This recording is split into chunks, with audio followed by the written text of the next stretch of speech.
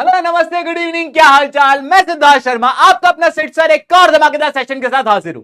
आज हम लोग डेमोक्रेसी का पार्ट 2 करने जा रहे हैं, लेकिन इससे पहले मैं आज का सेशन स्टार्ट करूं, भैया आप सारे बच्चों से हाथ जोड़ के माफी है दोस्तों, आज का सेशन 10 मिनट लेट हो गया। दरअसल आपके सीनियर्स यानी क्लास 10th के जो बच्चे हैं उनका इंप्रूवमेंट का एग्जाम होने वाला है, तो उसकी मैराथन की हम लोग प्लानिंग कर रहे थे।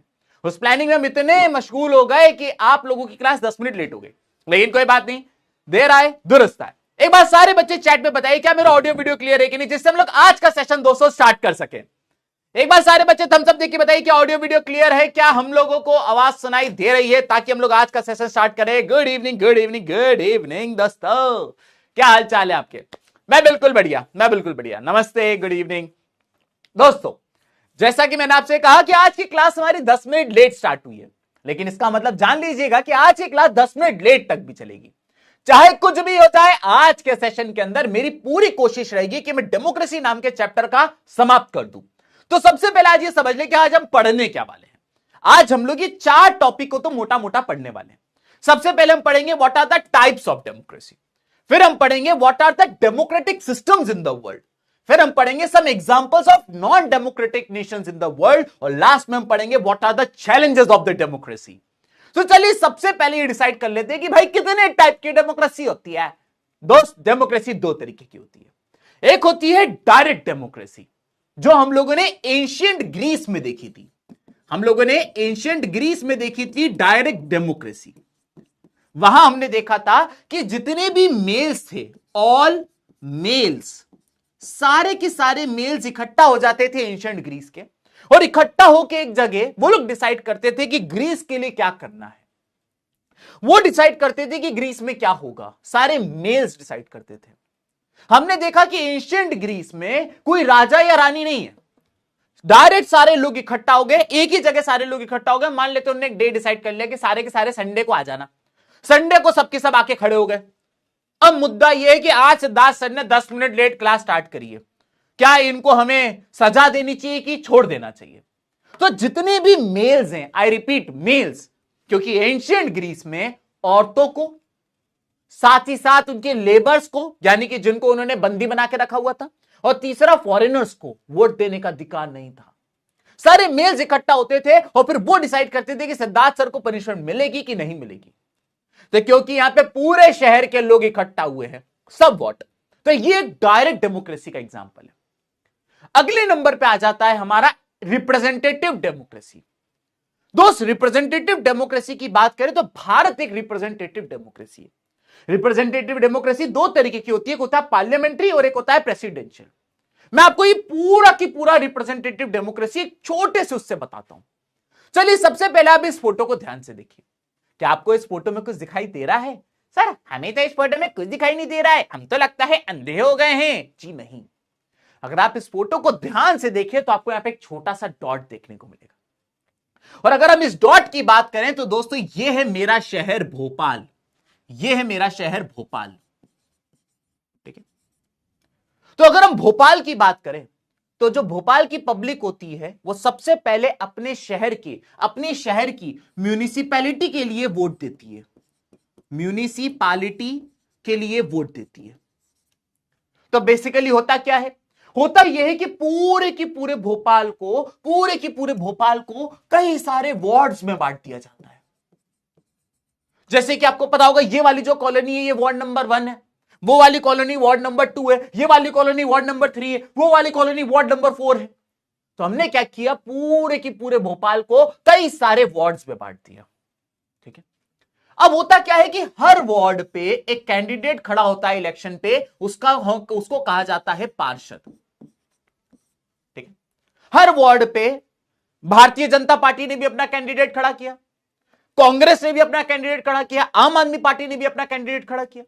यानी मेरी कॉलोनी, मेरे वार्ड से हर पॉलिटिकल पार्टी ने अपना अपना कैंडिडेट खड़ा किया है। बीजेपी, कांग्रेस, आम आदमी पार्टी, सपा, बसपा, सबने खड़ा किया है। अब हम लोग वोट देने जाएंगे। जिस भी पॉलिटिकल पार्टी के कैंडिडेट को सबसे ज्यादा वोट मिलेंगे वो पॉलिटिकल पार्टी का कैंडिडेट उस वार्ड से पार्षद बन जाएगा।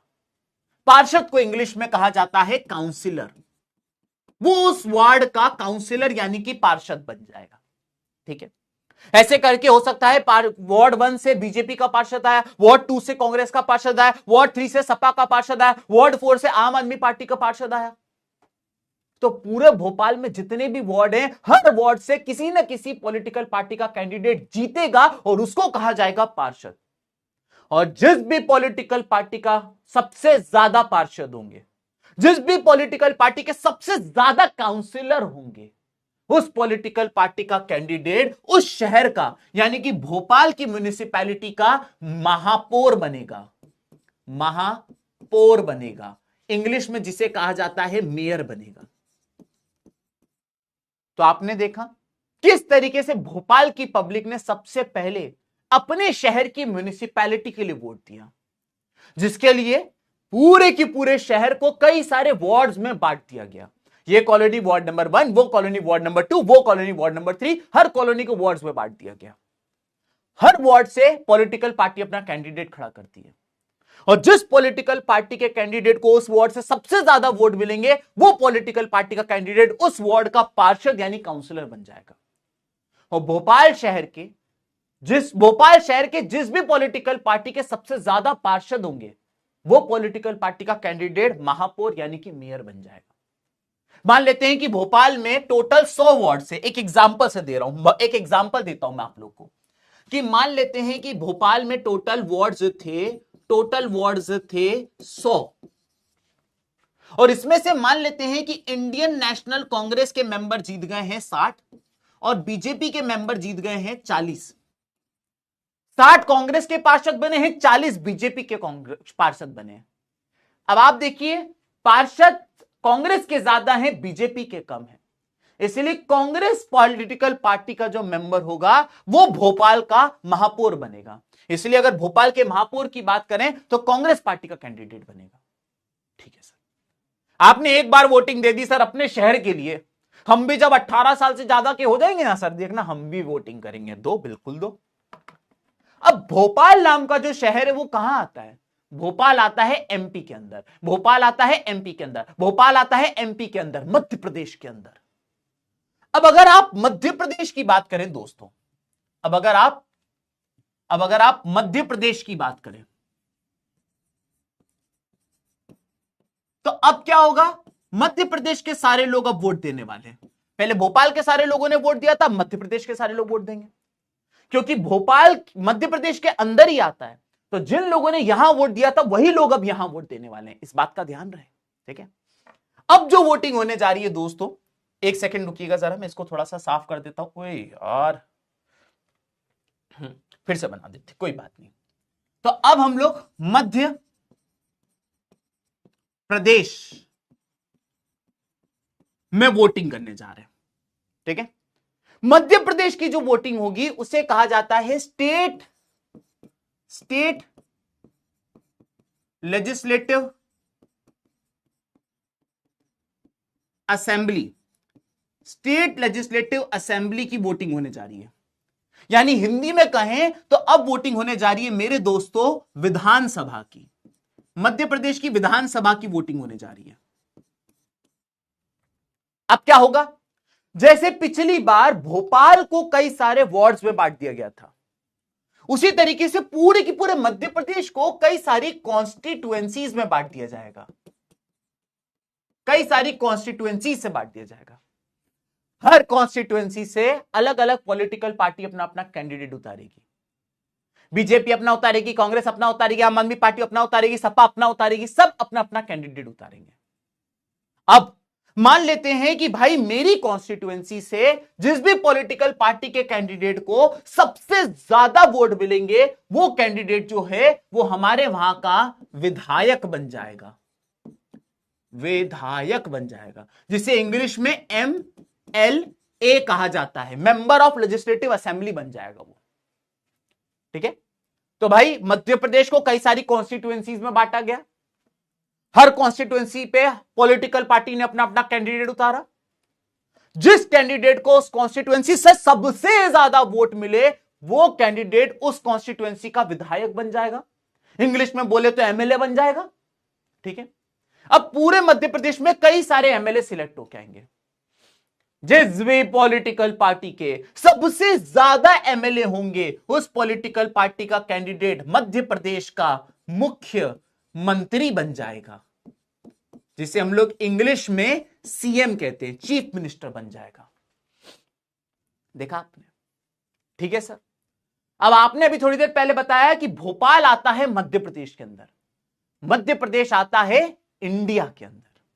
अब होने वाली है इंडिया के लेवल पे वोटिंग, और जब हम इंडिया के लेवल पे वोटिंग करने जाते हैं तो ध्यान रखिएगा, इंडिया के लेवल की जो वोटिंग होती है मेरे दोस्तों, इंडिया के लेवल की जो वोटिंग है, जैसा कि मैंने आपको बताया, अब हम इंडिया के लेवल की बात करने जा रहे हैं। तो इंडिया के लेवल की जो वोटिंग होती है उसको हम लोग कहते हैं लोकसभा। अब हम लोग लोकसभा की वोटिंग करने जा रहे हैं। जैसे मध्य प्रदेश को अलग अलग कॉन्स्टिट्यूएंसीज में बांटा गया था, अब की बार हम लोग पूरे इंडिया को अलग अलग कॉन्स्टिट्यूएंसीज में बांटेंगे, पूरे की पूरे इंडिया को अलग अलग कॉन्स्टिट्यूएंसीज में बांटेंगे। टू बी प्रिसाइज, आज की तारीख में पूरे इंडिया को 543 कॉन्स्टिट्यूएंसीज में बांट रखा है। अगेन, हर कॉन्स्टिट्यूएंसी से पॉलिटिकल पार्टी अपना अपना कैंडिडेट उतारेगी। बीजेपी अपना उतारेगी, कांग्रेस अपना उतारेगी, सपा, बसपा, आम आदमी पार्टी सब अपना अपना कैंडिडेट उतारेंगे। उस कॉन्स्टिट्यूएंसी से जिस पॉलिटिकल पार्टी को सबसे ज्यादा वोट्स मिलेंगे वो कैंडिडेट जीत जाएगा, और जीतने के बाद वो बन जाएगा सांसद, जिसे हम इंग्लिश में कहते हैं मेंबर ऑफ पार्लियामेंट। ठीक है सर। अब पूरे इंडिया से कई सारे सांसद बनेंगे, कुछ बीजेपी से बनेंगे, कुछ कांग्रेस से बनेंगे। तो हमारे इंडिया का कॉन्स्टिट्यूशन ये कहता है जिस पॉलिटिकल पार्टी के सबसे ज्यादा सांसद होंगे, टू बी प्रिसाइज 543 में से जिस भी पॉलिटिकल पार्टी के 272 या उससे ज्यादा सांसद जीत के आएंगे, वो पॉलिटिकल पार्टी का कैंडिडेट हमारे देश का प्रधानमंत्री बनेगा। प्रधानमंत्री यानी कि पीएम बनेगा। देखा आपने? यानी कि हमारे देश का एक वोटर टोटल 3 बार वोट देता है। अगर मैं अपनी बात करूं तो मैं एक देश का वोटर हूं। सर आप वोटर क्यों हो? मैं वोटर इसलिए हूं क्योंकि मेरी उम्र 18 साल से ज्यादा है। According to constitution of India, हर वो व्यक्ति जिसकी उम्र 18 साल से ज्यादा है उसके पास वोट देने का अधिकार है, चाहे वो लड़का हो, चाहे लड़की हो, चाहे हिंदू हो, चाहे मुस्लिम हो, चाहे अमीर हो, चाहे गरीब हो, चाहे नॉर्थ इंडिया का, चाहे साउथ इंडिया का। इसी को तो यूनिवर्सल एडल्ट फ्रेंचाइजी कहते हैं। मेरे पास वोट देने का अधिकार है, सरकार ने मुझे वोटर आईडी कार्ड दे दिया। अब मैं वोट 3 बार दूंगा। एक बार मैं जिस शहर में रहता हूं उसके लिए वोट दूंगा, फिर एक बार मैं जिस स्टेट में रहता हूं उसके लिए वोट दूंगा, और उसके बाद मैं अपने देश के लिए वोट दूंगा। तो देश का हर आदमी जिसकी उम्र 18 साल से ज्यादा है, जिसके पास वोटर आईडी कार्ड है, वो 3 बार वोट देता है। एक बार अपनी कंट्री के लिए, एक बार अपने स्टेट के लिए, और एक बार अपनी सिटी के लिए। मैंने तुमको इतनी बड़ी बात बता दी है अभी इस समय, इतनी बड़ी बात बता दी है कि तुम्हारे घर के कई सारे लोगों को यह बात ना पता होगा। तुम आज घर में टेस्ट ले लेना एक, पापा से, मम्मी से। पापा मम्मी को तो शायद पता भी हो, तुम्हारे भाई से ही पूछ लेना जो वोटर बन चुका हो कि भाई तू कितनी बार वोट देगा, शायद वो ना बता पाए। 3 बार। एक बार आप वोट देते हो अपने पार्षद को सिलेक्ट करने के लिए, और जिस भी पॉलिटिकल पार्टी के सबसे ज्यादा पार्षद होते हैं वो शहर का महापौर यानी मेयर बन जाता है। दूसरी बार आप वोट देते हो अपने विधायक को सिलेक्ट करने के लिए, और जिस भी पॉलिटिकल पार्टी के सबसे ज्यादा विधायक होते हैं उस पॉलिटिकल पार्टी का मेंबर उस स्टेट का मुख्यमंत्री यानी चीफ मिनिस्टर बन जाता है। और तीसरी बार आप वोट देते हो अपने सांसद को सिलेक्ट करने के लिए, और जिस भी पॉलिटिकल पार्टी के सबसे ज्यादा सांसद सिलेक्ट होकर आते हैं वो पॉलिटिकल पार्टी का कैंडिडेट आपके देश का प्रधानमंत्री यानी कि प्राइम मिनिस्टर बन जाता है। तो हमने 3 बार वोट दिया। क्लियर हो गया? यहां तक समझ में आ गया? अगर आपको ये पूरी कहानी यहां तक की समझ में आई तो जरा मुझे एक बार सारे बालक थम्स अप देकर बताओ। थोड़ी सी डिफिकल्ट चीज बोल दी मैंने, बहुत डिफिकल्ट चीज बोल दी मैंने, थोड़ी भी नहीं कहूंगा मैं, लेकिन बिना रिस्क के कैसा गेम भाई। सिंपल चीजें सिखाता जाऊंगा, मजा बहुत आएगा, लेकिन चीजें वो सिखानी है जो तुम्हारे एग्जाम में आए। ठीक है? तो इसीलिए एक बार सारे बालक थम्स अप देकर बताइए समझ में आया कि नहीं आया।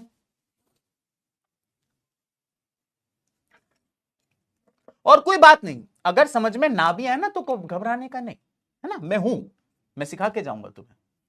कुछ बच्चे कह रहे सर राष्ट्रपति का बता दो, मैं सिखाएगा, सब सिखाएगा, मैं हूं ना। एक बच्चा कह रहा है very easy, very good, that's the attitude. देखना चाहता हूं कितने बच्चों को समझ में आया यार, थोड़ा डिफिकल्ट टॉपिक था। बहुत शानदार, 88%। आपको पता है ये 10th में बच्चों को बताता हूं ना तब जाके ये 88 के आसपास नंबर आता है, 9th में 88 आ गया, बहुत बड़ी बात है। चलो, तो हमने 3 बार की वोटिंग कर ली, 3 बार की वोटिंग हो गई। अब जरा एक बात ध्यान से देखना, ये जो चीज मैं आपको बताने जा रहा हूं इसको थोड़ा सा और ध्यान से देखो। हमारे देश के अंदर बाइकैमरलिज्म चलता है। ये बाइकैमरलिज्म क्या है, मैं एक एक करके आप लोग को डिटेल में बताता हूं। देखो, तो हमारे देश में क्या होता है दोस्तों कि सरकार को अगर कोई भी चीज पास करानी है, किसी भी सरकार को अगर मान लीजिए कोई बिल है सरकार के पास और सरकार उस बिल को लॉ बनाना चाहता है, तो सरकार को एक रूट फॉलो करना पड़ता है। मान लेते हैं कि आज मोदी जी डिसाइड करें मित्रों आज से श्री श्री 1008 सिद्धार्थ जी शर्मा हमारे देश के नेशनल एसएसटी टीचर होंगे। अब मोदी जी ने कह दिया तो इसका मतलब है नहीं कि एक दिन मोदी जी से उठे, उन्होंने कहा और काम हो गया। No no no no no no, इस काम को पास कराने के लिए सबसे पहले मोदी जी को इसको लोकसभा के सारे मेंबर्स के सामने बताना पड़ेगा। लोकसभा के जब सारे मेंबर्स इसको पास कर देंगे उसके बाद ये बिल जो है वो राज्यसभा के मेंबर्स के पास जाएगा। राज्यसभा के जब सारे मेंबर्स भी इसको पास कर देंगे तो फिर ये प्रेसिडेंट के पास जाएगा, और जब प्रेसिडेंट भी इसको साइन कर देंगे तो जाके ये बिल जो है वो लॉ बनेगा, तब जाके नियम बनेगा। ऐसी हवा में काम नहीं हो पाएगा, ठीक है। तो अब जरा ध्यान से सुनिए। तो मैंने आपको बताया, अभी पिछली स्लाइड में मैंने आपको बताया कि लोकसभा के मेंबर्स को तो आप ही वोट देते हो, है ना, आप ही लेके आते हो। तो हमारे देश के अंदर किसी भी बिल को लॉ बनाने के लिए पहले उसको लोकसभा से पास कराओ, फिर उसको राज्यसभा से पास कराओ, फिर उसको प्रेसिडेंट के पास लेके जाओ। ठीक है, ठीक है, यहां तक समझ में आया। अब जरा देखो, ये है हमारे देश की पार्लियामेंट, ठीक है, ये पूरा पार्लियामेंट का पार्ट है, ये पूरा पार्लियामेंट का पार्ट है, पार्लियामेंट। अब मैं आपको बना के दिखाने जा रहा हूं हमारे देश की पार्लियामेंट। हमारे देश की पार्लियामेंट दोस्तों दिल्ली में मौजूद है, जस्ट इन केस आपको ना पता हो तो, ठीक है, ठीक है। कुछ इस तरीके का शेप है हमारे देश की पार्लियामेंट का।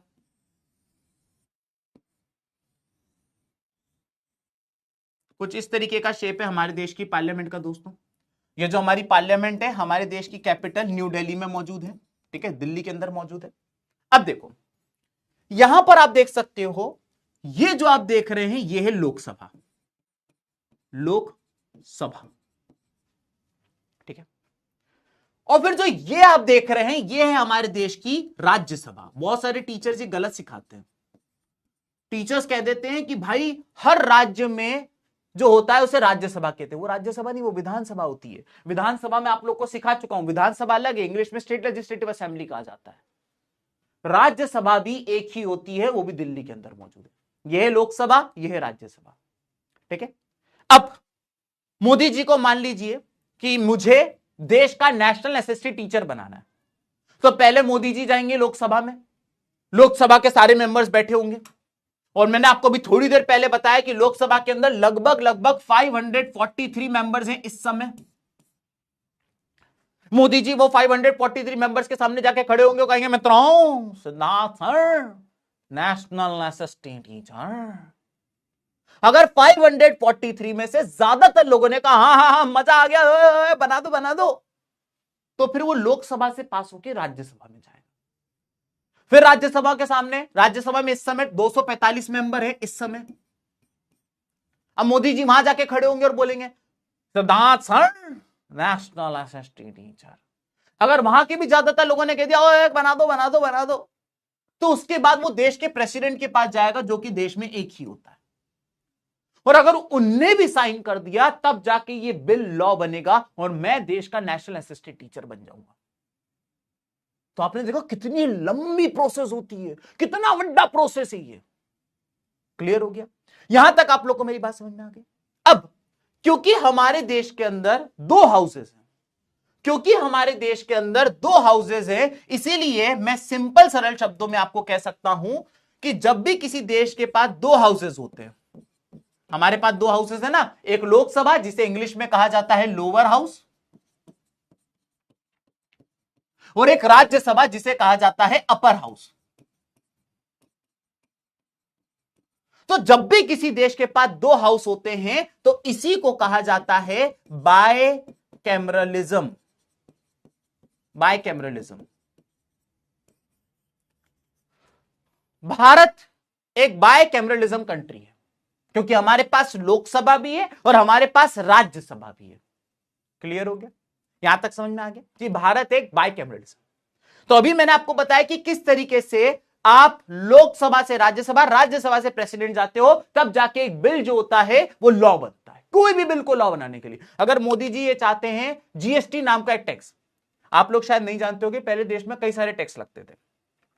मैं गाड़ी की सर्विस कराने गया, बिल आया, उसमें लिखा था कृषि सिंचाई टैक्स। मैंने कहा ये क्या है? मैं गाड़ी की सर्विस करा रहा हूं, उसमें कृषि सिंचाई यानी कि एग्रीकल्चर के लिए इरिगेशन करने वाला टैक्स। अरे गाड़ी की सर्विस में कहां एग्रीकल्चर हो रहा है, कहां इरिगेशन हो रहा है? हर कोई तरीके का टैक्स लगा देते, पब्लिक को पता ही नहीं होता था। गवर्नमेंट ने कहा नो, ऐसा नहीं होगा, पूरे देश में एक टैक्स चलेगा, GST, goods and service tax. तो मोदी जी ऐसे नहीं सुबह उठे उन्होंने कर दिया ना, पहले मोदी जी ने उसको लोकसभा से पास कराया, फिर राज्यसभा से पास कराया, फिर प्रेसिडेंट से साइन करवाया, तब हुआ ये। अगर मान लीजिए लोकसभा के मेंबर्स मना कर देते, नो नो नो हम नहीं मानेंगे, जीएसटी, खत्म हो जाता। या लोकसभा से पास हो जाता, राज्यसभा जाते और राज्यसभा के लोग कहते थे नो नो नो नो हम नहीं मानेंगे, वो वहां खत्म हो जाता। तीनों जगह से पास होना जरूरी है, तभी जाके एक बिल लॉ बनता है। ठीक है? यहां तक समझ में आ गया? सर आपने बताया कि दिल्ली में पार्लियामेंट मौजूद है, यहां लोकसभा है, यहां राज्यसभा, ये बीच में क्या है? ये बीच में क्या होता है सर? बीच में जो होता है यह है कॉमन एरिया। कई बार देश में कुछ ऐसे कार्यक्रम हो जाते हैं जिनके लिए तुरंत काम करना जरूरी है। अब मान लेते हैं कि जस्ट इन केस मुझे किसी देश पे हमला करना है, अब इसके लिए मैं पहले लोकसभा जाऊं तो हमला करना, जल्दी पास करो जल्दी पास करो, फिर मैं राज्यसभा जाऊं जल्दी पास करो, हमला करना हमला करना, फिर मैं प्रेसिडेंट के पास जाऊं, कितना टाइम चला जाएगा? तब तक दुश्मन कंट्री हम पे हमला कर देगी। तो ऐसे जो अर्जेंट मैटर वाले होते हैं उनके लिए बीचों बीच में एक हाउस होता है। वहां पे क्या होता है, जब ऐसा कुछ होता है तो कॉमन सीटिंग करा दी जाती है, लोकसभा के मेंबर को भी बुला लो, राज्यसभा के मेंबर को भी बुला लो, एक साथ सबको बता दो, एक साथ सब पास करा लो, फिर बस प्रेसिडेंट से साइन कराओ, बोलो तारा रा। ठीक है? यहां तक समझ में आ गया? चलो अब मैं आपको एक आखिरी टॉपिक बताता हूं और उसके बाद हम आगे बढ़ जाएंगे। बस एक आखिरी टॉपिक है, फिर हम आगे बढ़ जाएंगे। ठीक है? आखिरी टॉपिक दोस्त कुछ इस तरीके का है। ठीक है?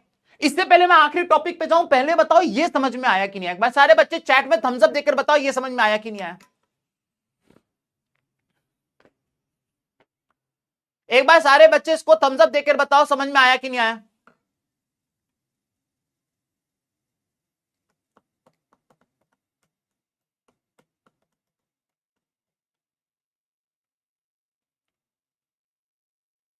आ गया? आया आया, यस सर, तारा पोल सब आ गया, वेरी इजी, आया, ढाकी टिकी, no, yes yes yes yes, Tara, very good, सारे बच्चों को समझ में आ गया। ठीक है? अब एक आखिरी टॉपिक पे जाना चाहता हूं मैं और उसके बाद मैं आगे बढ़ जाऊंगा। ठीक है? आखिरी टॉपिक ये है कि मैंने आपको बताया कि लोकसभा में, ठीक है, चलो एक आखिरी टॉपिक को अपन थोड़ी देर बाद ही समझते हैं। चलो अब अपन पहले इधर आ जाते हैं, या फिर करा ही देता हूं। चलो अगर हम बात करें लोकसभा की, ठीक है, अभी थोड़ी देर पहले बताया कि हमारे देश में एट प्रेजेंट लोकसभा में 543 मेंबर्स हैं। 543 मेंबर्स हैं। ठीक है? और साफ साफ मैंने कहा कि अगर आप गवर्नमेंट बनाना चाहते हो, अगर आप गवर्नमेंट बनाना चाहते हो तो गवर्नमेंट बनाने के लिए 543 मेंबर्स में से अगर आपके 272 या उससे ज्यादा मेंबर्स जीत के आ जाते हैं तो आपकी सरकार बन सकती है। ठीक है सर। अब मान लेते हैं रिजल्ट आया, और रिजल्ट कुछ इस तरीके का आया। ऑप्शन 1 लोकसभा का रिजल्ट आया है, और रिजल्ट कुछ इस तरीके का आया है मेरी जान, कि हमने देखा भारतीय जनता पार्टी इनके 300 मेंबर जीत गए। ठीक है। इंडियन नेशनल कांग्रेस इनके 200 मेंबर जीत गए। आम आदमी पार्टी देखो टोटल कितने थे 543, उसमें से 300 बीजेपी के जीत गए, 200 कांग्रेस के जीत गए, बचे हुए 43 आम आदमी पार्टी के जीत गए। ठीक है सर, हो गए, टोटल हो गए 543। 543 में से जीत के लिए कितने चाहिए थे 272, और 272 किसके बीजेपी के। इसलिए ये वाला इलेक्शन जो है, ये वाला इलेक्शन जो है वो बीजेपी जीत गई, क्योंकि जीत के लिए चाहिए थे 272, बीजेपी के पास है 300, बीजेपी ये चुनाव जीत चुकी है, और बीजेपी पॉलिटिकल पार्टी का जो मेंबर होगा वो हमारे देश का अगले 5 साल के लिए प्राइम मिनिस्टर बनेगा। ठीक है सर। अब आते हैं हम लोग दोस्तों ऑप्शन नंबर 2 में। अब आते हैं हम लोग दोस्तों ऑप्शन नंबर 2 में।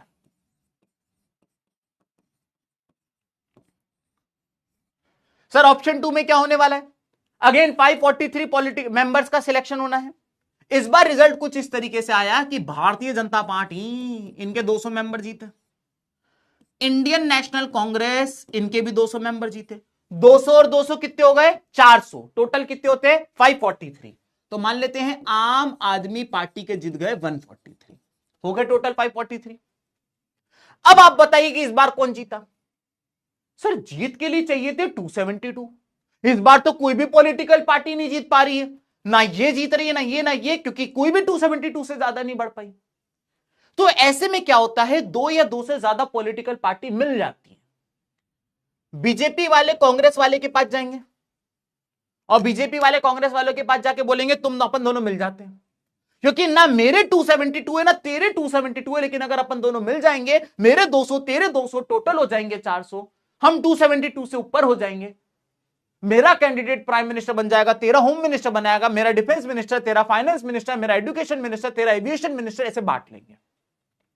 कांग्रेस ने कहा नहीं हमको तुम अच्छे नहीं लगते हो, तो बीजेपी कहेगी ठीक है तुम मत बनो, तो हम एक काम करते हो आम आदमी पार्टी के पास चले जाते हैं, सेम पट्टी पढ़ाएंगे, भाई मेरे भी 200 है तेरे 143 है, दोनों ही 272 से ज्यादा नहीं ला पाए, दोनों मिल जाते हैं 200 और 143 343 हो जाएंगे, इस नंबर से आगे बढ़ जाएंगे, मिलकर सरकार बना लेंगे, मेरा प्राइम मिनिस्टर, तेरा होम मिनिस्टर, मेरा डिफेंस मिनिस्टर, तेरा फाइनेंस मिनिस्टर।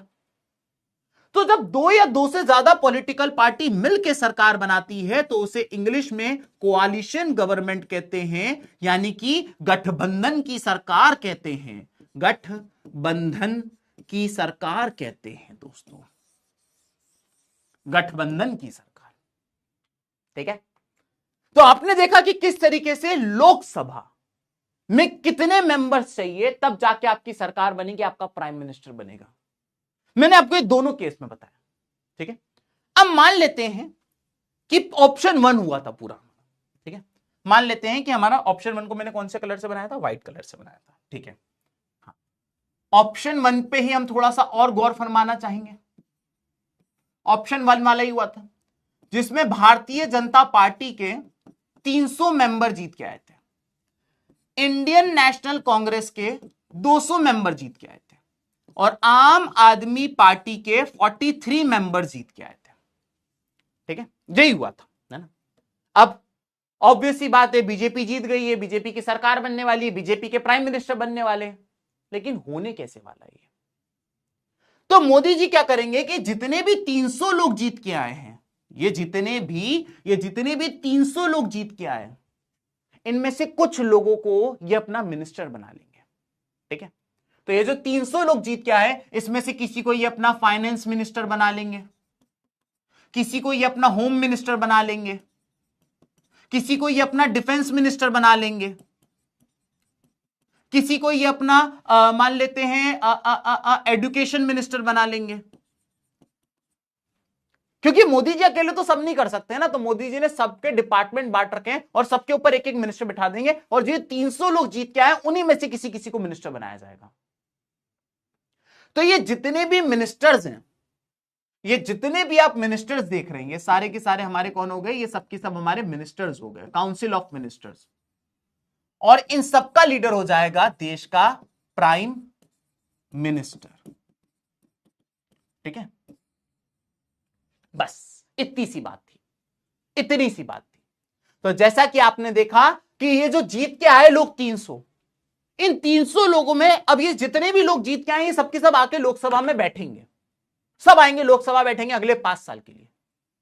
लेकिन इनमें से जो भी पॉलिटिकल पार्टी के जो मेजॉरिटी में है वो पॉलिटिकल पार्टी अपने कुछ मेंबर्स को मिनिस्टर बना देगी।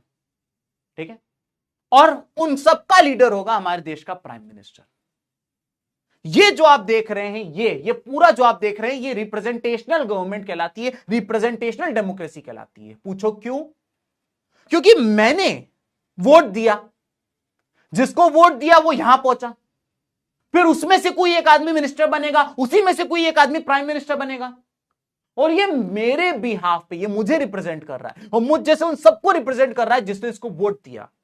अब ये मेरे बिहाफ पे इस देश को 5 साल चलाएगा, इसलिए ये एक एग्जाम्पल हो जाता है दोस्तों रिप्रेजेंटेशनल डेमोक्रेसी का। रिप्रेजेंटेशनल डेमोक्रेसी का ये एक बेहतरीन एग्जाम्पल हो जाता है। बस ये होती है रिप्रेजेंटेशनल डेमोक्रेसी, क्योंकि मैं खुद डिसीजन नहीं ले रहा हूं। एथेंस में क्या होता था, ग्रीस में क्या होता था, जितने भी मेल्स होते थे वो इकट्ठा हो जाते थे और वो खुद डिसीजन लेते थे कि सिद्धार्थ सर को पनिशमेंट देनी है कि नहीं देनी है। या मैं खुद डिसीजन नहीं ले रहा हूं, मैंने जिसको वोट दिया वो जीत गया तो वो वहां पहुंचेगा और फिर वो मेरे बिहाफ पे देश को चलाने के लिए डिसीजन लेगा। तो ये एक रिप्रेजेंटेशनल डेमोक्रेसी का एग्जाम्पल है, वो मुझे रिप्रेजेंट कर रहे हैं, प्राइम मिनिस्टर हमें रिप्रेजेंट कर रहे हैं। क्लियर हो गया? तो अब हम लोग आ जाते हैं दोस्तों कि दो तरीके की डेमोक्रेसी होती है, एक होती है डायरेक्ट डेमोक्रेसी और एक होती है रिप्रेजेंटेशनल डेमोक्रेसी। डायरेक्ट डेमोक्रेसी दोस्तों वो होती है, डायरेक्ट डेमोक्रेसी वो होती है जो हमने ग्रीस में देखी। डायरेक्ट डेमोक्रेसी वो होती है जहां पे सारे के सारे सिटीजन्स डायरेक्टली डिसीजन लेते हैं, डायरेक्टली लॉज बनाते हैं। हमने देखा कि किस तरीके से ग्रीस में सब इकट्ठा हो जाते थे हफ्ते के एक दिन और वो डिसाइड करते थे क्या करना है क्या नहीं करना है। लेकिन रिप्रेजेंटेशनल डेमोक्रेसी वो होती है जो कि इंडिया में है। इसमें हम अपने लीडर को वोट देते हैं और फिर वो हमारे बिहाफ पे डिसीजन लेता है। तो सिटीजन अपने रिप्रेजेंटेटिव को इलेक्ट करते हैं और वो रिप्रेजेंटेटिव फिर हमारे बिहाफ पे डिसीजन लेता है। डायरेक्ट डेमोक्रेसी की बात करें तो ये छोटे देशों के लिए चल जाएगा। उस टाइम पे एंशिएंट ग्रीस की पॉपुलेशन कम थी, सबको एक साथ, भाई मैं दरवाजे पे खड़ा हुआ, मैंने थाली पीटी, टन टन टन टन टन, सब मुझे देखने लगे। मैंने कहा संडे को सब आ जाना, उन्होंने कहा ओके पहुंच जाएंगे, अल्लाह हट जाओ। अब संडे को सब पहुंच गए। लेकिन रिप्रेजेंटेशनल डेमोक्रेसी बड़े देश में हो सकती है। क्या तुम भारत जैसे देश में पूरे भारत के लोगों को एक जगह इकट्ठा कर सकते हो? हैं? चलो एक जगह तुमने खड़ा कर भी लिया, एक बड़ा सा तुमने मैदान लिया, सब पूरे भारत के 140 करोड़ लोगों को खड़ा कर दिया। अब तुम मुझे बताओ वो 140 करोड़ लोग जब आ जाएंगे ना, तो अगर वो धीमे धीमे भी विस्पर करेंगे ना तो किसी की आवाज नहीं आएगी, इतना आवाज हो जाएगी। तो इसलिए रिप्रेजेंटेशनल डेमोक्रेसी जो है वो बड़े देशों में होती है। अगर हम डायरेक्ट डेमोक्रेसी की बात करें तो यहां पे सिटीजन्स डायरेक्टली कंट्रोल कर रहे हैं। तो अगर सिटीजन्स ने डिसाइड किया कि सिद्धार्थ सर ने 10 मिनट क्लास लेट करिए, फांसी पे चढ़ा दो उसको। अब मैं मर गया, 1 साल बाद तुम सोच रहे हो यार आदमी तो ठीक था, एसएसटी तो सही पढ़ाता था, लेकिन यहां पे अकाउंटेबिलिटी तुम्हारी ही है क्योंकि तुमने ही मुझे फांसी पे चढ़ाया था। यहां पर क्या होता है, क्योंकि ये रिप्रेजेंटेटिव्स हैं हमारे, तो अगर इंडिया में मुझे कोई फांसी चढ़ा दे तो इसकी जिम्मेदारी तुम्हारी नहीं है, देश के नेताओं की हो सकती है, क्योंकि उनका डिसीजन था मुझे फांसी पे चढ़ाना। समझ गए?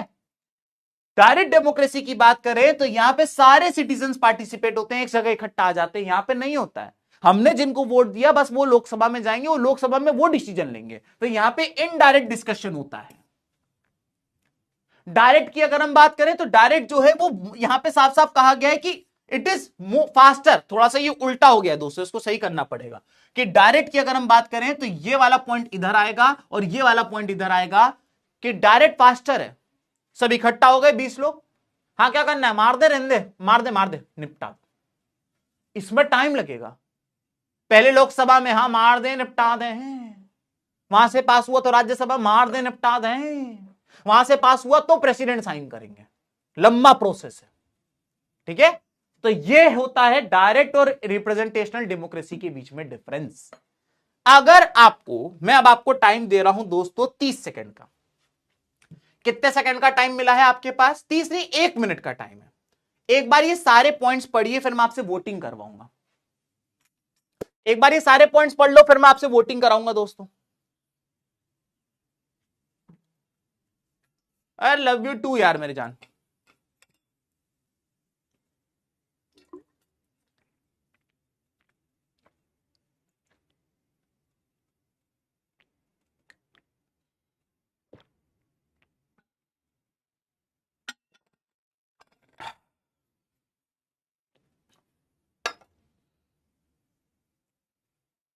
सारे पॉइंट्स पढ़ने।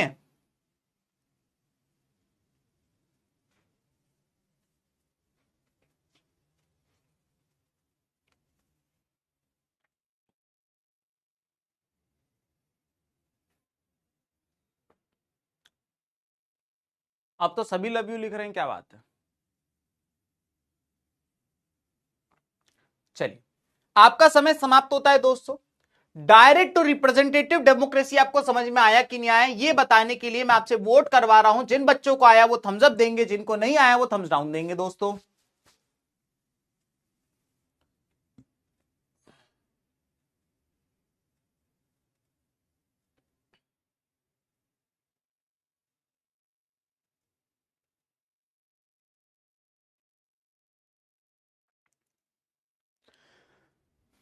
तेरी आंखों का काजल ना फैले अब कभी भी, तुझे इतना प्यार दूं, हाँ। तेरी खुशियों के खातिर ये दुनिया में मेरी एक पल में वार दूं, अब बिखरी तेरी ये जुल्फों से आंखें तेरी, जब लिखता है मुझे। बहुत शानदार, 89% बालकों को समझ में आ गया है। तो मैंने आप लोगों को शुरुआत में एक चीज बताई थी कि भाई दो तरीके की डेमोक्रेसी होती है, डायरेक्ट और एक रिप्रेजेंटेशन।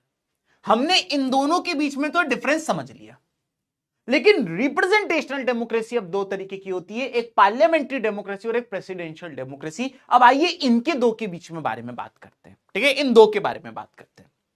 चल, तो सबसे पहले अब हम बात करेंगे दोस्तों पार्लियामेंट्री डेमोक्रेसी के बारे में। पार्लियामेंट्री डेमोक्रेसी, ठीक है। Parliamentary democracy is a system in which the executive derive its authority from the legislature. The executive remains accountable to the legislature. अब इसका क्या मतलब है? यहां पे दोस्तों दो वर्ड का इस्तेमाल हो रहा है, एक एग्जीक्यूटिव वर्ड बार बार इस्तेमाल हो रहा है और एक लेजिस्लेचर बार बार इस्तेमाल हो रहा है।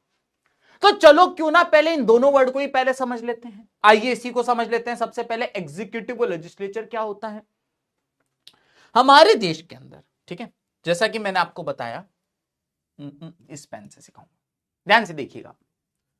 तो हुआ ये कि हमारे देश के अंदर लेजिस्लेचर की बात करें, तीन पार्ट होते हैं।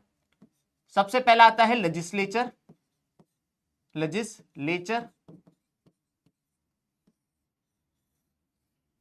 फिर आता है एग्जीक्यूटिव,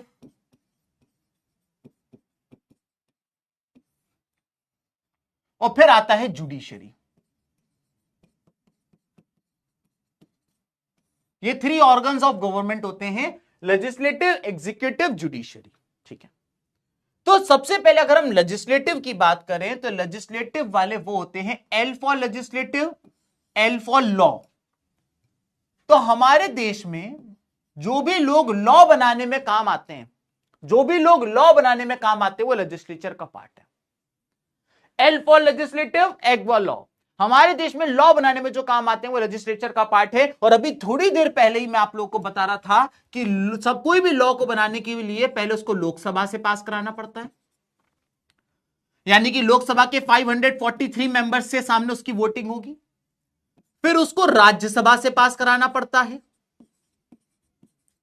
यानी कि राज्यसभा के 245 मेंबर के सामने वोटिंग होगी और फिर उसको प्रेसिडेंट के सामने पास कराना पड़ता है। देश में एक प्रेसिडेंट है। इन सबको जब आप ऐड कर लेंगे तो आप ये पाएंगे, ये नंबर निकल के आता है 789। ये वो लोग हैं जो लेजिस्लेचर का पार्ट है। L for legislature, L for law. Law बनाने के लिए पहले लोकसभा, फिर राज्यसभा, फिर प्रेसिडेंट के पास जाना पड़ता है। ये सारे के सारे लोग लेजिस्लेचर का पार्ट है दोस्तों, ठीक है।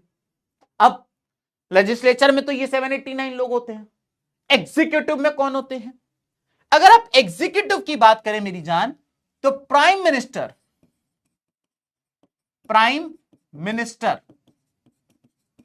And council of minister. Prime minister और उसके जितने भी मिनिस्टर्स हैं उसकी जो टीम होती है, प्राइम मिनिस्टर के साथ जो उनकी मिनिस्टर्स की टीम होती है, मैंने बताया ना, प्राइम मिनिस्टर जो होते हैं वो अपनी पॉलिटिकल पार्टी के जो मेंबर जीत के आए हैं लोकसभा या राज्यसभा से, उनको सिलेक्ट करते हैं और कहते हैं भाई तुम मेरा डिफेंस मिनिस्टर बनेगा, तू होम मिनिस्टर बनेगा, तुम एजुकेशन मिनिस्टर बनोगे, तुम फाइनेंस मिनिस्टर बनोगे। तो प्राइम मिनिस्टर अपने मिनिस्टर्स की टीम बनाते हैं, उस टीम को कहा जाता है काउंसिल ऑफ मिनिस्टर। तो प्रधानमंत्री और उनके सारे मंत्रियों की जो टीम होती है वो एग्जीक्यूटिव का पार्ट होता है। और आखिरी, ये तो पूछा है नहीं लेकिन तब भी बता देता हूं क्योंकि मैं आदमी अच्छा हूं दोस्तों। अगर हम जुडिशरी की बात करें तो हमारे देश में सबसे ऊपर आता है सुप्रीम कोर्ट। पूरे देश में केवल एक सुप्रीम कोर्ट है जो दिल्ली के अंदर मौजूद है। फिर आता है हाई कोर्ट। हर स्टेट का अपना खुद का हाई कोर्ट होता है। मध्य प्रदेश का खुद का हाई कोर्ट है, उत्तर प्रदेश का अपना है, महाराष्ट्र का अपना है, बिहार का अपना है, लखनऊ महाराष्ट्र का अपना है, सबका अपना अपना है। कई बार दो स्टेट हाई कोर्ट शेयर भी करते हैं, जैसे महाराष्ट्र और गोवा हाई कोर्ट शेयर करते हैं क्योंकि गोवा छोटा है। और उसके भी नीचे आता है दोस्तों डिस्ट्रिक्ट कोर्ट। District court. तो ये 3 ऑर्गन्स ऑफ गवर्नमेंट होता है, लेजिस्लेचर, एग्जीक्यूटिव, जुडिशरी, ठीक है। अब आपको लेजिस्लेचर क्या है और एग्जीक्यूटिव क्या है ये पता चल गया, पता चल गया ना। अब हम बात करेंगे दोस्तों पार्लियामेंट्री डेमोक्रेसी में। पार्लियामेंट्री डेमोक्रेसी में यह बात कही गई है कि the executive derive it's authority from legislature. The executive derive it's authority from legislature, यानी इनको पावर मिल रही है यहां से, इनको पावर मिल रही है यहां से। ये खुद से कुछ नहीं कर सकते हैं। जो भी होगा लेजिस्लेचर में पास होगा और फिर ये बस उसको एग्जीक्यूट कराएंगे, ठीक है। लेजिस्लेचर ने कह दिया कि भाई एक काम करो, एक एग्जांपल दे रहा हूं कि लेजिस्लेचर ने कह दिया एक काम करो कि हमारे देश के अंदर 500 और 1000 के नोट बैन कर दो। एग्जांपल दे रहा हूं, 500 1000 के नोट बैन कर दो। अब ये पहले लोकसभा में पास हुआ, लोकसभा से राज्यसभा, राज्यसभा से प्रेसिडेंट, सबने साइन कर दी, पास हो गया, लॉ बन गया। अब इसको एग्जीक्यूट कराने की जिम्मेदारी इनकी है। तो जो इन्होंने कहा वो ये करवाएंगे। इन्होंने कहा एक काम करो, 9th की सबके एनसीईआरटी रिलीज कर दो, एसएसटी की रहने दो। फा हो गया सर, ये तो फा हो गया, ठीक है। तो अब ये काम करवाना है तो पहले लोकसभा से पास कराओ, राज्यसभा से पास कराओ, प्रेसिडेंट से पास कराओ। जब सब जगह से पास हो जाए फिर आप एक काम करो, बस ये एग्जीक्यूट करेंगे। इनने सारी रिलीज कर दी, एसएसटी वाली दबा के बैठे हुए हैं। तो यही बात यहां बताई गई है कि एग्जीक्यूटिव यानी कि ये लोग सारी की सारी पावर लेजिस्लेचर से लेते हैं, यानी इन लोगों से लेते हैं, इनके पास खुद की कोई पावर ना होए। इसके अलावा बताया गया है executive remains accountable to legislature. ये जो एग्जीक्यूटिव वाले हैं, ये जो भी काम कर रहे हैं पूरी अकाउंटेबिलिटी लेनी पड़ती है। अगर इनने अपनी पावर का मिसयूज किया तो लेजिस्लेचर वाले पकड़ लेंगे इनको अभी अच्छे से, समझ गए। तो पार्लियामेंट्री फॉर्म ऑफ डेमोक्रेसी के कुछ और फीचर्स के बारे में बात करते हैं। सबसे पहला फीचर यह है कि executive is a part of legislature. अब भी बता रहा था, यहां डिफरेंस आता है तुम्हारा मुझसे पढ़ने पे। मैं तुमको इतना डिटेल में पढ़ा रहा हूं, किताब ना आने के बाद मुझे पता है मुझे तुम्हें क्या पढ़ाना है, ताकि तुम जब ये पढ़ो तो तुम उलझो ना मेरी जान। मैंने अभी तुमको ये बात बताई कि भाई लोकसभा, राज्यसभा, प्रेसिडेंट के जो मेंबर्स होते हैं वो लेजिस्लेचर का पार्ट होते हैं। बोलो हाँ, बताया। और मैंने तुमको अभी ये बात बताई कि भाई प्राइम मिनिस्टर जो होते हैं वो लोकसभा और राज्यसभा से ही अपने पार्टी के जीते हुए कैंडिडेट्स को अपना मिनिस्टर बनाते हैं। किसी को होम मिनिस्टर, किसी को फाइनेंस मिनिस्टर, किसी को डिफेंस मिनिस्टर, किसी को फाइनेंस मिनिस्टर। बोलो हां, सिखाया ना। यानी कि क्या मैं ये कह सकता हूं कि एग्जीक्यूटिव के अंदर जो भी लोग होते हैं, चाहे वो प्रधानमंत्री हो या उनके कोई भी मंत्री हो, वो सब की सब एक लेजिस्लेचर का पार्ट होते हैं। वो सब की सब या तो लोकसभा के मेंबर होंगे या राज्यसभा के मेंबर होंगे, है ना। यही बात यहां लिखी हुई है कि executive is part of legislature, executive is part of legislature. Executive के सारे लोग लेजिस्लेचर के भी होते हैं, और यही बात यहां लिखी हुई है। और जो भी पॉलिटिकल पार्टी की मेजॉरिटी होती है, उस पॉलिटिकल पार्टी का कैंडिडेट प्राइम मिनिस्टर बनता है। मैं सिखा चुका हूं। अगर किसी पॉलिटिकल पार्टी की मेजॉरिटी नहीं है तो कॉलिशन गवर्नमेंट बनाई जाती है। मैं सिखा चुका हूं क्या होता है। सेकेंड नंबर पे आता है role of prime minister and council of minister. Executive का क्या रोल है वो ये बता रहा है। प्राइम मिनिस्टर हमारे देश के रियल हेड है। इस देश में प्रधानमंत्री से बड़ा आदमी कोई नहीं है। He is the real head of the government. और जो काउंसिल ऑफ मिनिस्टर्स होती है वो गवर्नमेंट चलाने में प्राइम मिनिस्टर की हेल्प करती है। मैंने बताया ना, मोदी जी अकेले तो सब नहीं कर सकते हैं, तो एक डिफेंस मिनिस्टर रख लिया है। वो डिसाइड करता है कौन सी गन खरीदनी है, कौन सा एयरक्राफ्ट खरीदना है, कौन सा शिप खरीदना है, कौन सी यूनिफॉर्म पहनेगी हमारी सेना है। तो मोदी जी ने अपने मिनिस्टर्स की टीम बना रखी है जो उनकी हेल्प करते हैं सरकार चलाने में। सेकंड नंबर पे आता है कलेक्टिव रिस्पॉन्सिबिलिटी। यह बात मैं आपको पहले भी बता चुका हूं कि काउंसिल ऑफ मिनिस्टर्स जो होती हैं, यानी कि जो एग्जीक्यूटिव होती हैं, वो लेजिस्लेचर को रिस्पॉन्सिबल होती है। अगर इन्होंने कोई भी ऐसा काम किया जो कानून के दायरे से बाहर था, तो लेजिस्लेचर वाले, लोकसभा, राज्यसभा, प्रेसिडेंट पकड़ लेंगे उनको। अगला पॉइंट बताया गया है relationship between executive and judiciary. ठीक है, तो इन दोनों के बीच में क्या रिलेशनशिप है, जैसा कि मैंने आपको बताया कि ये दोनों होते क्या है, जरा ये ध्यान से देख लो। ये दोनों जो है एग्जीक्यूटिव और लेजिस्लेचर। एग्जीक्यूटिव और जुडिशरी थे कि लेजिस्लेचर था? Executive and legislature. हाँ, अगर हम इन दोनों की बात करें तो ये साथ मिलके काम करते हैं। ठीक है, क्योंकि जो इन्होंने पास कराया वही इनको करना है, अपने मन से कुछ नहीं कर सकते हैं। वही वाला पॉइंट वहां पे लिखा हुआ है दोस्तों। ये है आपका अगला पॉइंट। ठीक है, और लास्ट पॉइंट लिखा हुआ है पोजीशन ऑफ प्रेसिडेंट। हमारे देश में प्रेसिडेंट भी होते हैं। ऑन पेपर कहा जाए तो प्रेसिडेंट देश की सबसे ऊंची पोस्ट होती है ऑन पेपर। तो इनको कहा गया he is the formal head of India, formal. लेकिन पावर की बात करें तो ज्यादा पावर प्राइम मिनिस्टर के पास होती है। He is the real head. तो फॉर्मल हेड की बात करें तो वो है प्रेसिडेंट, लेकिन रियल हेड की बात करें तो वो है प्राइम मिनिस्टर। ठीक है, तो यहां तक अगर आपको समझ में आया कि सर पार्लियामेंट्री डेमोक्रेसी क्या होता है, तो मुझे बताइए।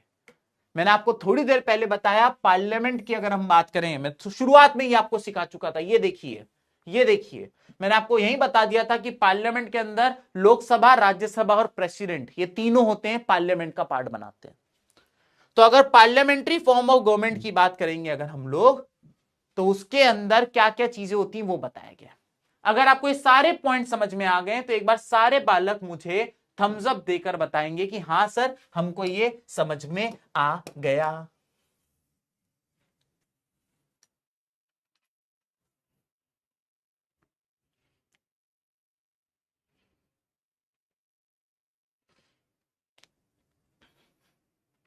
यहां पे अलग ही एनिमे की बातें चल रही हैं। डिमॉन स्लेयर, जेनित्सु बड़े आए।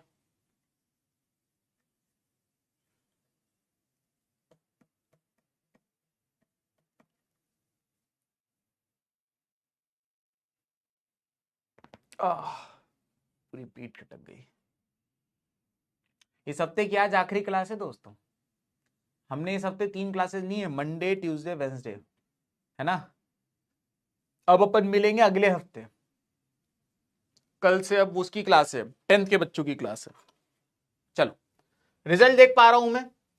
हाँ, तो देख रहा हूं 86% बच्चों को समझ में आ गया है। Very good. नंबर कम होता जा रहा है, नंबर कम होता जा रहा है। इसका एक रीजन है, क्योंकि ये जो चीज आप पढ़ रहे हैं ये डिफिकल्ट है।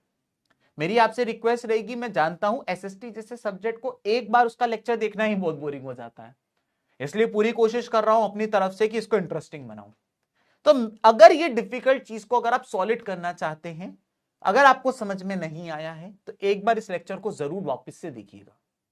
समझ में आ गया है तो भी वापस से देखिएगा। एक बार इसको आप 1.5x पे देखोगे ना, मैं आपको गारंटी बता रहा हूं आपके दिमाग में ऐसा छपेगा कि क्लास 10th में भी तुम्हारे काम आएगा।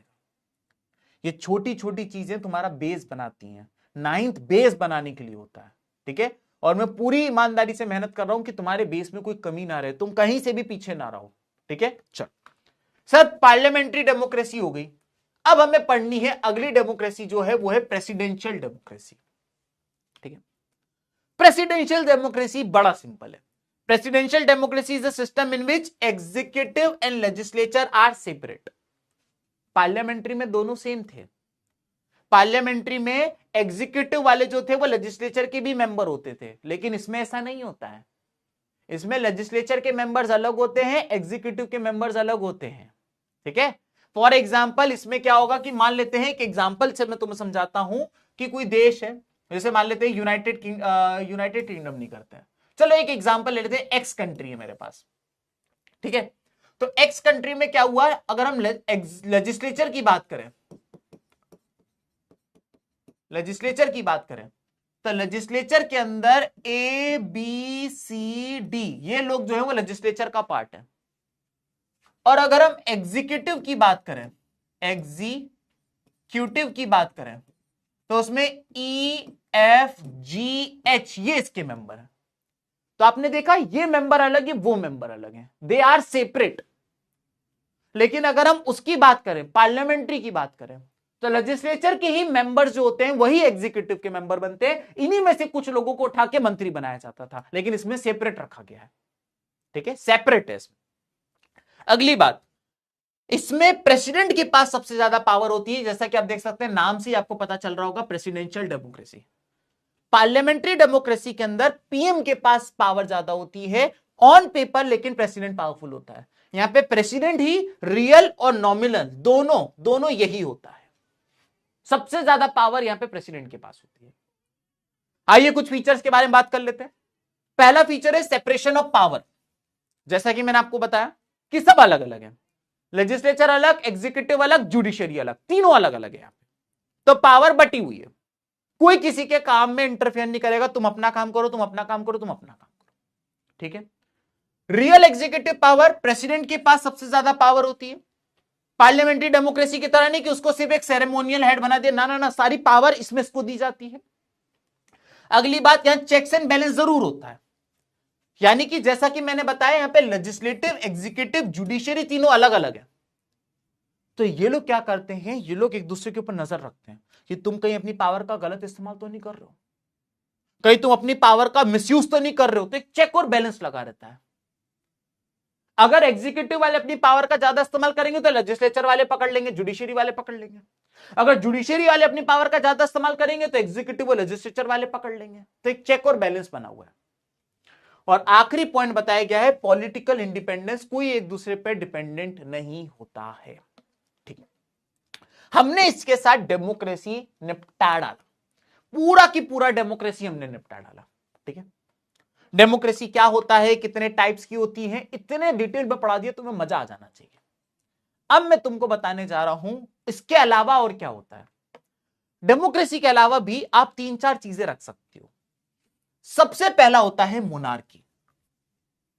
मोनार्की मोनार्की एक ऐसा फॉर्म ऑफ गवर्नमेंट होता है जिसमें एक देश का लीडर या तो कोई राजा होता है या तो कोई रानी होती है।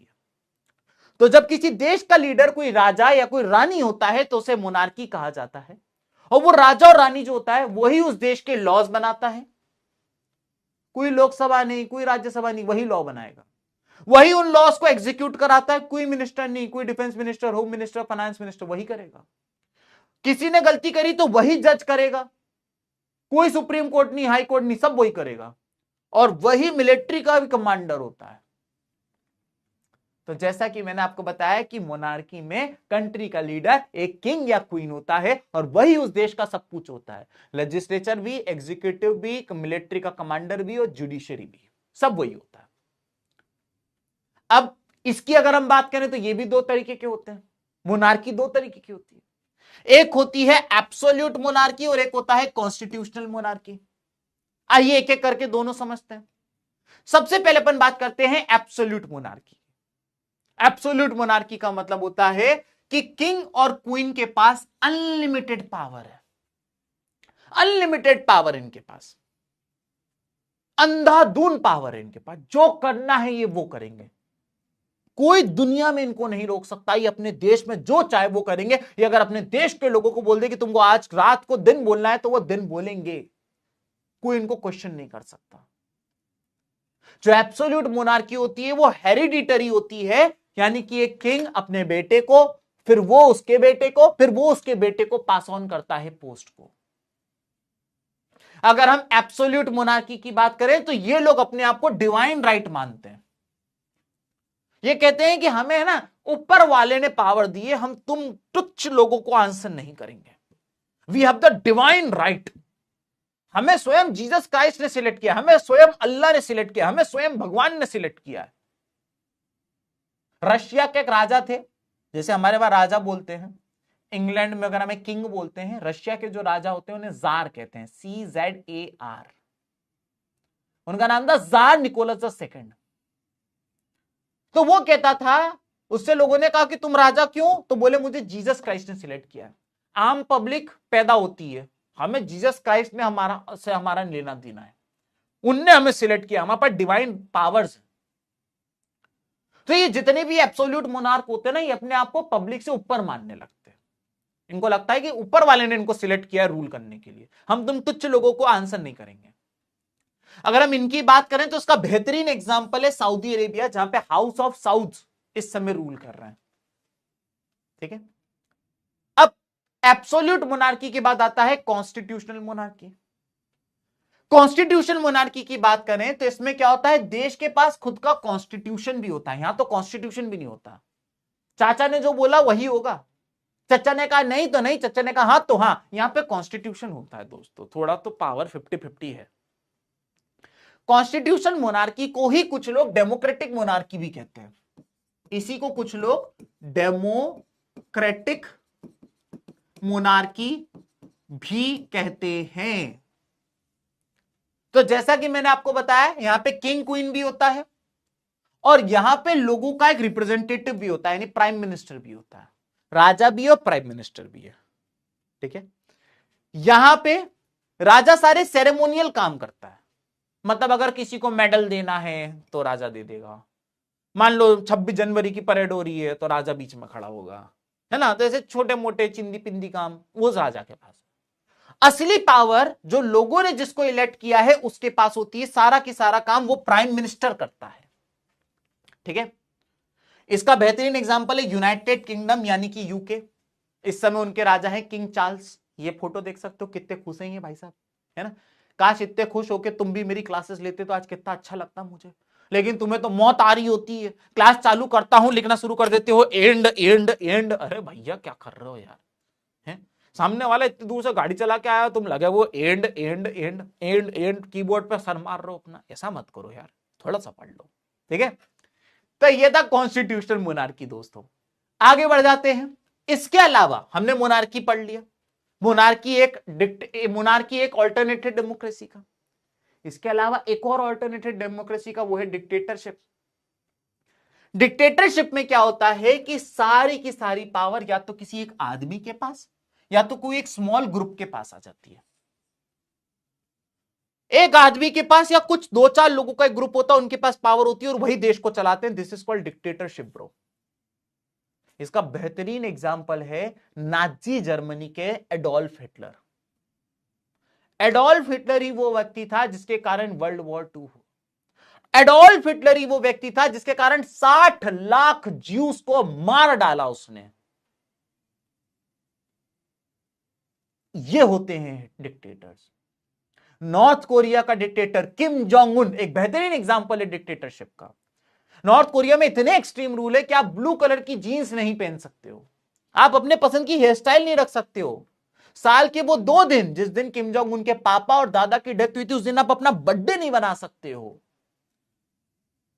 आप अपने पसंद की कलर की कार नहीं चला सकते हो, ऐसे एक्सट्रीम रूल हैं। ये डिक्टेटरशिप है। चाइना एक डिक्टेटरशिप है, क्योंकि चाइना में एक आदमी के पास पावर नहीं है। चाइना में एक पॉलिटिकल पार्टी जिसे कहते हैं communist, Chinese communist party, CCP. तो क्योंकि वो एक स्मॉल ग्रुप है जिसके पास पूरी पार्टी हो, वो पूरे चाइना को चलाती है, इसलिए चाइना भी एक डिक्टेटरशिप है दोस्तों। एक डिक्टेटरशिप होती है ना, वो अपने पब्लिक को अकाउंटेबल नहीं होती है। अकाउंटेबिलिटी का मतलब क्या होता है? अकाउंटेबिलिटी का मतलब है तुम्हारे पीरियोडिक टेस्ट होने वाले हैं, कितने चैप्टर आ रहे हैं? सर 4 आ रहे हैं। मैं अकाउंटेबल हूं कि वो 4 चैप्टर तुम्हें कराऊं तुम्हारे पीटी से पहले। मैंने तुमसे पैसा लिया है, तुमने पीडब्ल्यू का कोर्स परचेज किया है, अब ये मेरी जिम्मेदारी है कि मैं तुम्हारा सिलेबस कंप्लीट कराऊं, चाहे किताब आए चाहे किताब ना आए। Accountability bro.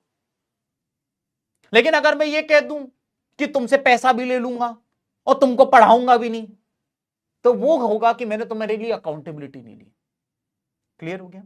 तो ये डिक्टेटर्स होते हैं, अकाउंटेबिलिटी नहीं लेते हैं। जिसको मारना है मार देंगे, जो करना है कर देंगे। नॉर्थ कोरिया को बंद करके रखा हुआ है, कोई बाहर नहीं आ सकता, कोई अंदर नहीं जा सकता, जो चाहे वो करेगा। Not accountable to public. अगर हम इसकी बात करें तो जैसा कि मैंने बताया, पब्लिक ओपिनियन में भी इग्नोर्ड। अगर आज आप नॉर्थ कोरिया की पब्लिक से पूछो इंटरनेट चाहिए तो सब हाँ बोल देंगे, लेकिन डिक्टेटर को कोई फर्क नहीं पड़ता। इंटरनेट चाहिए भाई, यहां से नहीं सुन रहा, जा भग निकल। इसके बाद बताया गया है benefits are enjoyed mainly by rulers and supporters. देश में डिक्टेटर जो होते हैं उनके पास सारा बेनिफिट होता है। ऐसा ऐसा डिक्टेटर्स की कहानी निकल के आई है कि सोने का घर था उनका, सोने की टॉयलेट थी, कमोड था उनका सोने का, गोल्ड का। घर के अंदर 6-6, 7-7 स्विमिंग पूल है। तो ऐसे ऐसी लग्जरी लाइफ जीते हैं, पूरे देश को निचोड़ के रख लेते हैं डिक्टेटर, उनके सपोर्टर लेविश लाइफ जीते, आम पब्लिक मर रही है। इसके अलावा बताया गया है कि पुअर और वीक सेक्शन जो है वो सबसे ज्यादा सफर करते हैं इसमें, क्योंकि डिक्टेटर को कोई फर्क ना पड़े। ठीक है, इसका एक एग्जांपल देता हूं मैं आपको एक कहानी से, और ये कहानी है दोस्तों इराक की। इराक नाम का एक देश है, इराक। सर ये इराक कहां पड़ेगा मुझे बताओ, मैं बताऊंगा। ये है आपके सामने इंडिया। इंडिया को क्रॉस करके जाओगे, यहां पहुंचोगे तो यहां पे तुमको मिलेगा पाकिस्तान। पाकिस्तान को क्रॉस कर देना तुमको मिलेगा ईरान। ईरान को भी क्रॉस कर देना तुम्हें मिलेगा इराक। तो अगर तुम्हें इराक जाना है तो तुम्हें पहले इंडिया से पाकिस्तान, पाकिस्तान से ईरान, ईरान से इराक जाना पड़ेगा। ठीक है, तो इराक में 1968 में एक पॉलिटिकल पार्टी रूल किया करती थी जिसका नाम था बाथ पार्टी। और एक ही पॉलिटिकल पार्टी थी, हर बार चुनाव यही जीत के आ जाते थे। पब्लिक के संपट ही नहीं बैठ रहा यार, ये हर बार ये कैसे जीत के आ जाते हैं। इस बार तुम्हें किसी और को बटन दबा के आया था, फिर ये जीत गया आदमी। बाथ पॉलिटिकल पार्टी के मेंबर थे सद्दाम हुसैन, ये वहां के प्रेसिडेंट थे। और ये चाचा प्रेसिडेंट बने थे 1979 में। 1979 से 2003 तक ये प्रेसिडेंट बने रहे। Can you imagine? ये भाई साहब 24 साल, 24 इयर्स ये भाई साहब एक कंट्री के प्रेसिडेंट बने रहे। मोदी जी को इस समय देश का प्रेसिडेंट बने हुए अगर हम बात करें दोस्तों, तो लगभग 10 साल हुए, 10 साल। और ये 24 साल देश के प्रेसिडेंट बने रहे। कहने को इराक में इलेक्शन होता था, लेकिन हर इलेक्शन में बाथ पार्टी जीत के आ जाती थी। हर इलेक्शन में ये कहते थे I am the winner chicken dinner, मैं हूं प्रेसिडेंट तुम्हारा। हेलो दोस्तों। और ये इनकी लाइफ अगर आप देखो तो ऐसी लाइफ जीते थे, बड़ा सा महल था, बड़े बड़े बॉडीगार्ड से, कई सारी वाइफ थी, बहुत अच्छी जिंदगी जी रहे थे ये। सद्दाम हुसैन के ऊपर नजर पड़ गई अमेरिका की। अब अमेरिका भाई देखो, अमेरिका कोई दूध का दूल्हा नहीं है, मैं तुम्हें बता देता हूं। अमेरिका के बारे में मैं कुछ बोल दूंगा तो डोनाल्ड ट्रंप से क्या मेरी दोस्ती है, अमेरिका के जो प्रेसिडेंट है ना उनसे मेरी दोस्ती है। तो अगर मैं कुछ बोल दूंगा तो हो सकता है कि वो बुरा मान जाए, सिर्फ तूने सबके सामने मेरी बेइज्जती करी। लेकिन क्योंकि तुम मेरे ज्यादा पास हो, तुम मेरे लिए ज्यादा इंपॉर्टेंट हो, मैं बोलूंगा। अमेरिका को सिंपल सरल शब्दों में बोले तो थोड़ा सा चोट्टा टाइप का है अमेरिका। इसकी नजर रहती है लोगों के पेट्रोल पे, किसी पे भी हमला कर दो। अभी वेनेजुएला पे रातों रात हमला कर दिया, प्रेसिडेंट और उसकी वाइफ को किडनैप करके अमेरिका ले गए और पूरा वेनेजुएला पे अपना कब्जा कर लिया। दुनिया का सबसे ज्यादा पेट्रोल वेनेजुएला के पास है, दुनिया का सबसे ज्यादा पेट्रोल। अमेरिका ने हमला कर लिया, देख पा रहे हैं आप। तो अमेरिका ने उस टाइम पे इराक के पास बहुत पेट्रोल था, क्या करें, तो दुनिया को बोल दिया कि इराक का जो प्रेसिडेंट है सद्दाम हुसैन, इसके पास WMD है, यानी कि वेपन्स ऑफ मास डिस्ट्रक्शन है, जिसे शॉर्ट में न्यूक्लियर बॉम्ब्स कहा जाता है। कहता है इसके बाद न्यूक्लियर बॉम्ब है, और ये न्यूक्लियर बॉम्ब अमेरिका पे मारने वाला है, इससे पहले ये हमें मारे, हम इसको मारेंगे। और अमेरिका ने 2003 में अमेरिका ने 2003 में यूएसए ने एंट्री मार ली, एंट्री।